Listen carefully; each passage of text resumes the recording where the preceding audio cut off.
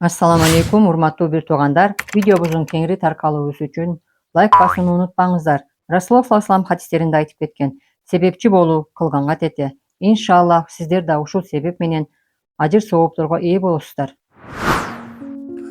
Бул катты бизге белгилүү алым устаздарыбыздын бири окуп жатат. Өзүнүн айкөлдүгү менен, өзүнүн ушунчалык жөнөкөйлүгү менен ошол өзүнө жазган адамдын, мындайча айтканда, өзүнүн шакиртинин ким экенин бизге айтпай, жөн гана ошол кат тууралуу бизге окуп айтып берип жатат да.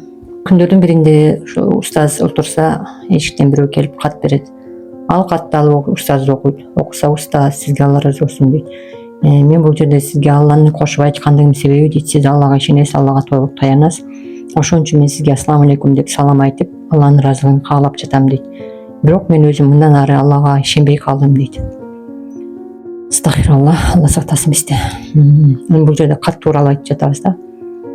Ал катта мындай жазылыптыр: устаз, сиз бизди дайыма адалдыкка, бирөөнүн акысын жебегенге, жакшы туура жолдо жүргөнгө үйрөндүңүз. Ар бир акыбалда Алладан суроого, ар бир акыбалда Аллага таянууга үйрөндүңүз.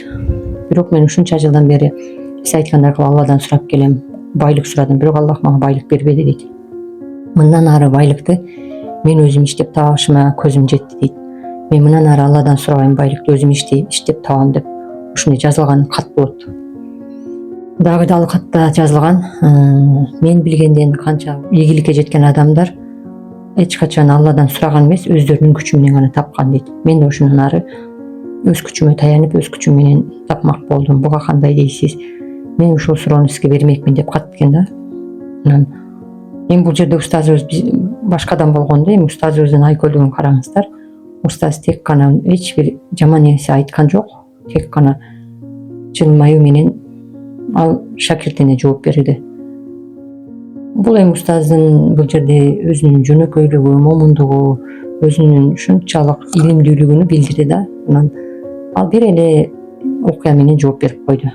Күндөрдүн биринде дейт, шайтан алейхиналла Иса алейхиссалам экөө сүйлөшүп жатып, бир нерсеге спорт этип калышат. Анан ошондо шайтан алейхиналла айтат экен: эй Иса дейт, сенден эмне кетиптир дейт. Кермала жардан секир дейт. Эгер сен өлсөң тагдырдан өлдүң, өлбөсөң өлбөй калдың да дейт да.